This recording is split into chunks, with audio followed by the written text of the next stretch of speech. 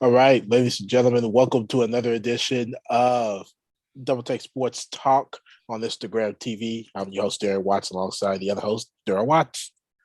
Yeah.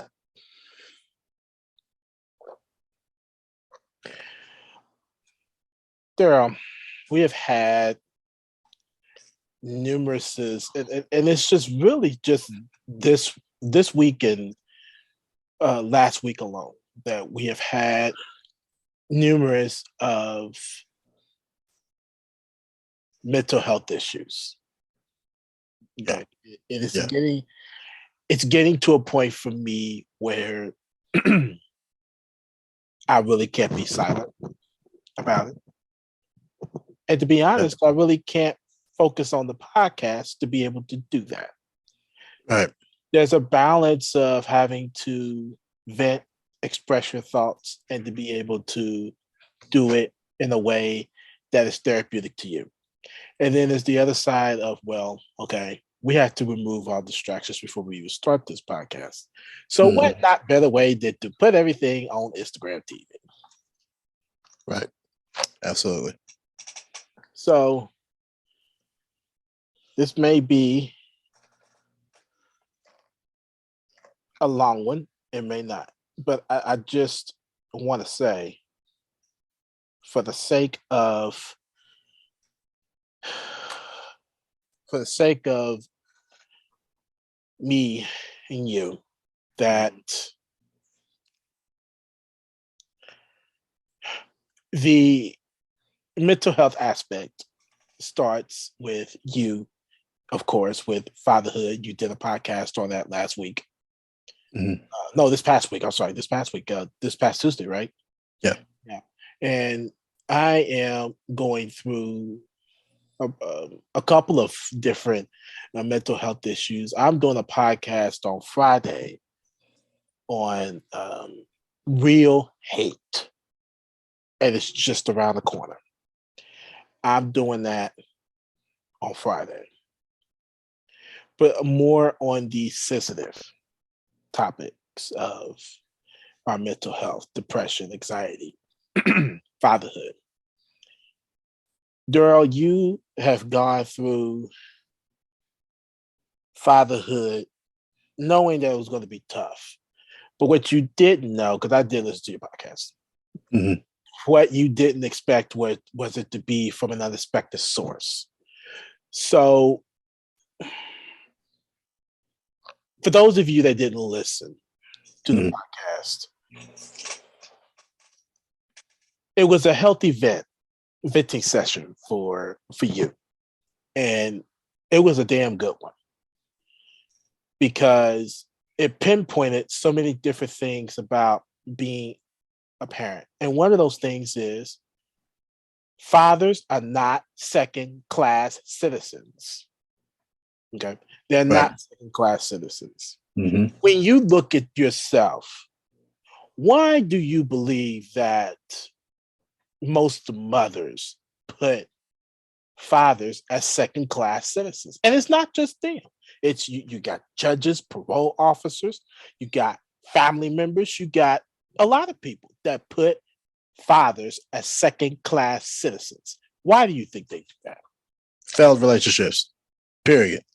First of all, we we could get ourselves into a relationship in the beginning. It could be very well. It could be going smooth. It could be okay and stuff like that.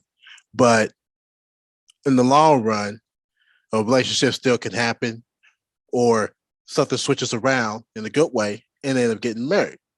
So when that happens, they start to see things about each other that they're not wanting to understand. They're not wanting to listen. They're not wanting to, listen. They're just listening to reply, but they're listening to not understand at the same time. So when that happens, that's when shit hits the fan. And that's when everything just drastically just changes. The mother starts to hate on the father, and then after that, these could be good fathers that are actually supporting their child, Right. And then once that relationship fails, guess what happens? That's when the mothers get full control of everything. They fully control the child. They control the father. They sit up here blasting them on child support because of failed relationships. And that should have nothing to do with anything. Failed relationship is a failed relationship. Don't take that shit out on them because you had a bad relationship. Don't take it out on the father.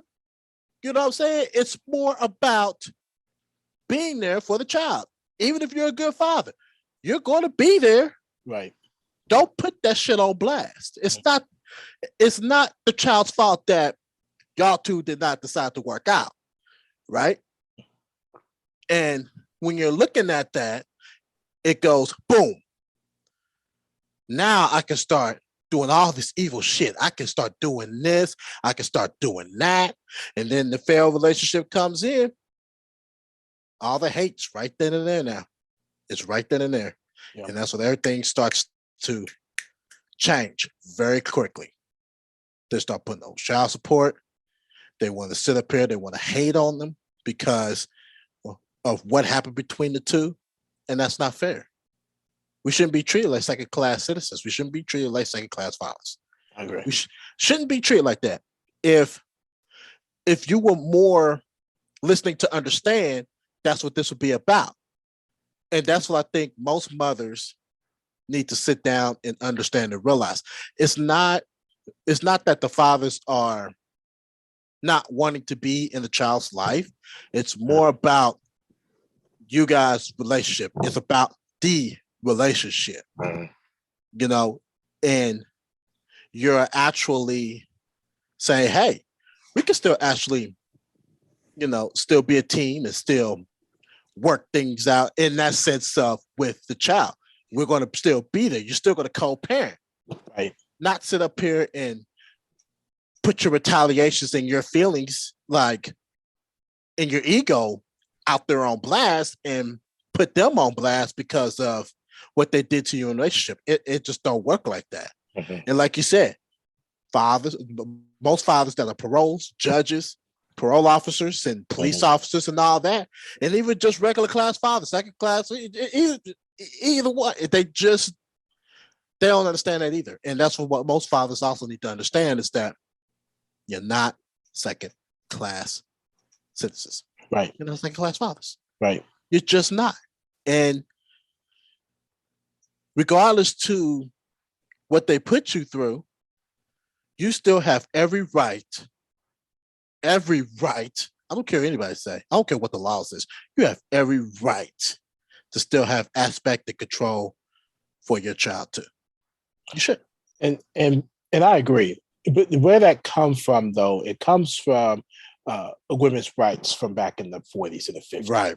Because they had a hard time, you know, trying to support themselves when, you know, the father or the husband would just get up and leave.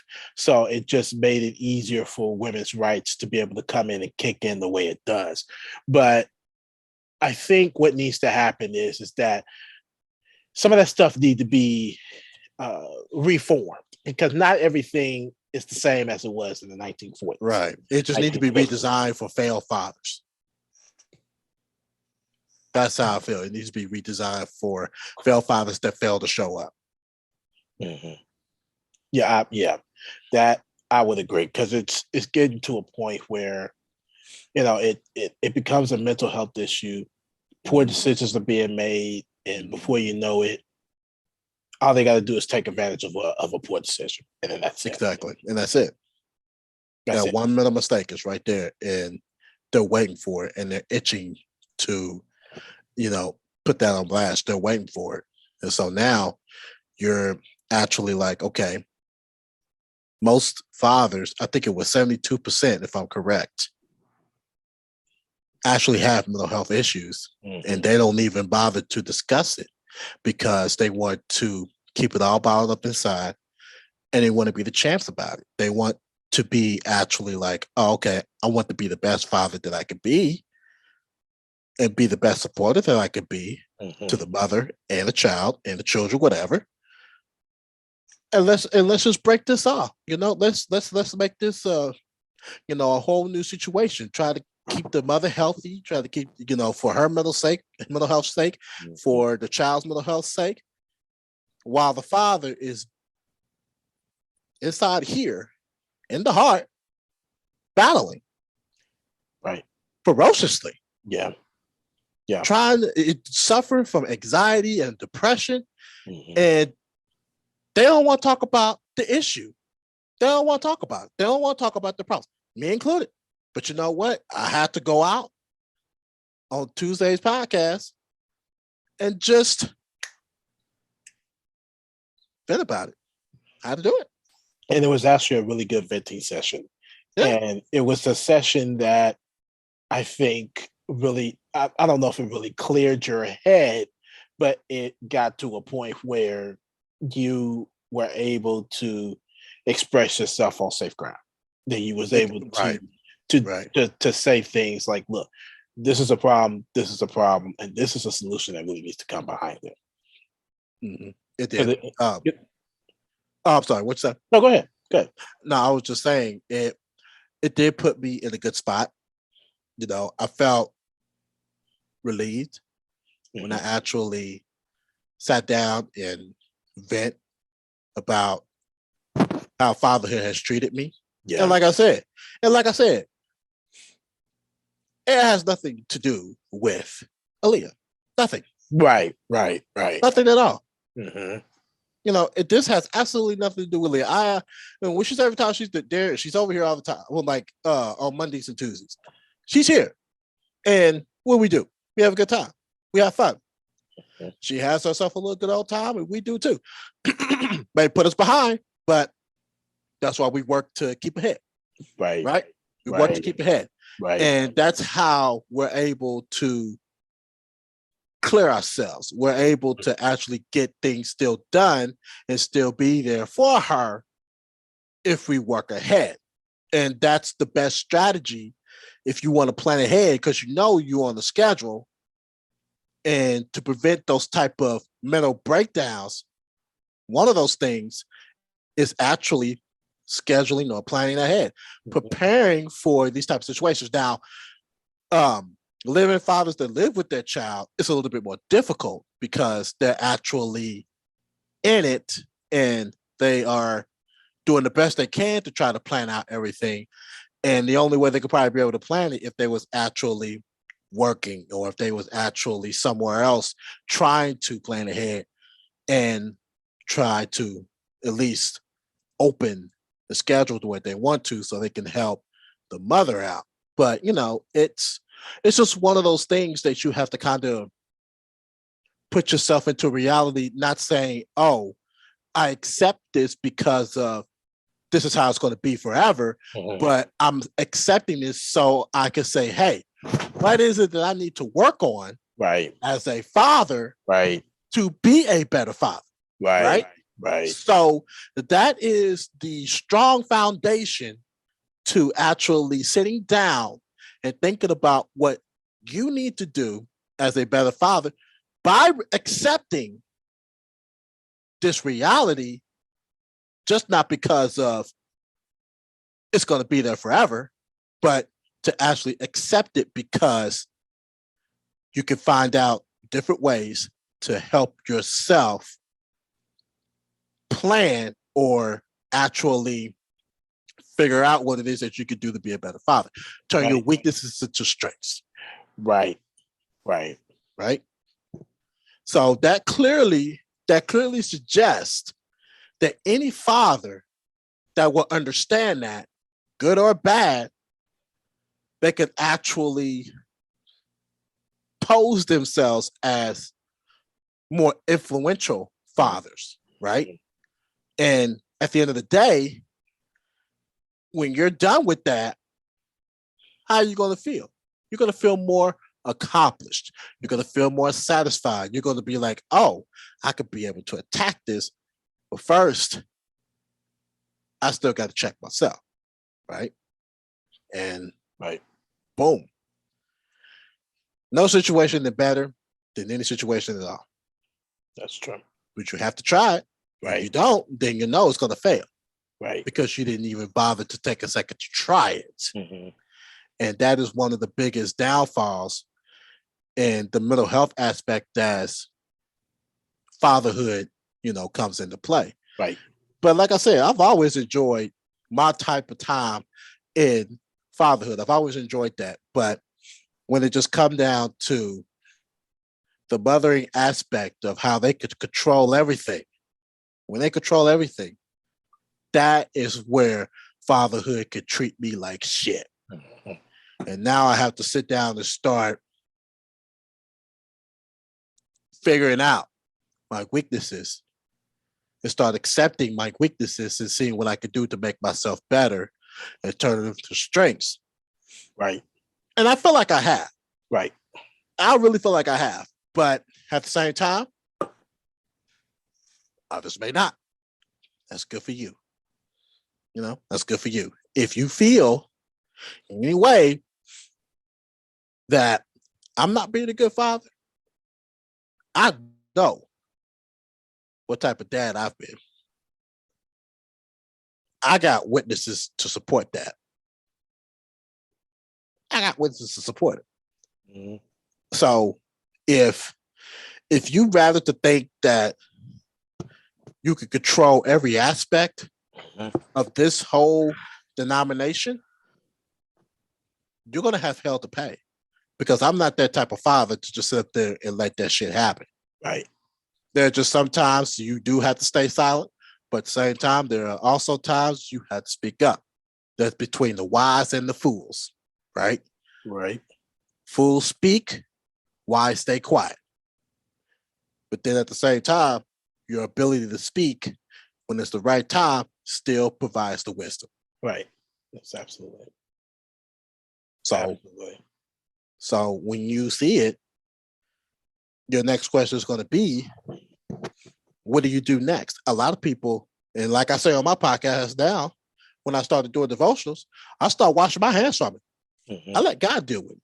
Right. He's going to be able to provide me the next steps, and I could go from there. Right. And that's how that works. That's how that works. The fatherhood it's been awesome to me. At the same time, it's been treating me like shit because of, mothers. I hate it when that happens, right? I hate that. You know what I'm saying? It should be able to work together. It should be able to be a team to work out the differences. You ain't got to work out the differences in the damn relationship. Right. You can just be able to work out, what it is on how you can make it better for a child. Right. Right. How I can make it better for Leah. How you can make it better for Leah. Mm-hmm. So it, because sometimes it's more like, it's more of that you really can't understand, or you don't want to understand what somebody's trying to tell you or what I'm trying to tell you. I did a podcast last week about why people don't take me seriously. I don't think you listened to it yet, but I did that. I openly sat up there and expressed my other part of my mental health issue, why people do not take me seriously. Because people think I'm a smart ass all the time.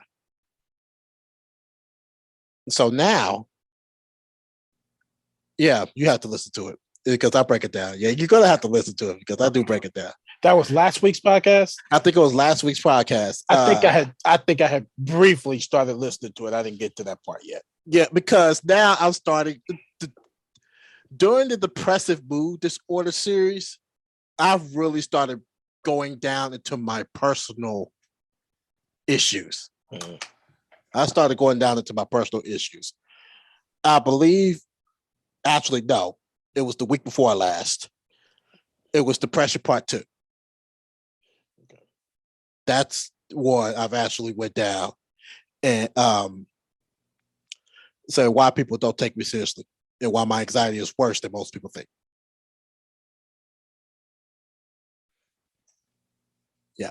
So It all connects. It don't necessarily connect, but it relates to fatherhood also. But I didn't mention anything about father. I did, but I didn't. It's probably brief. Yeah, it was probably brief because it was more about why people don't take me seriously and how I feel that Aaliyah is going to be my answer to that. It's going to be the answer that a lot of people should actually start taking me seriously.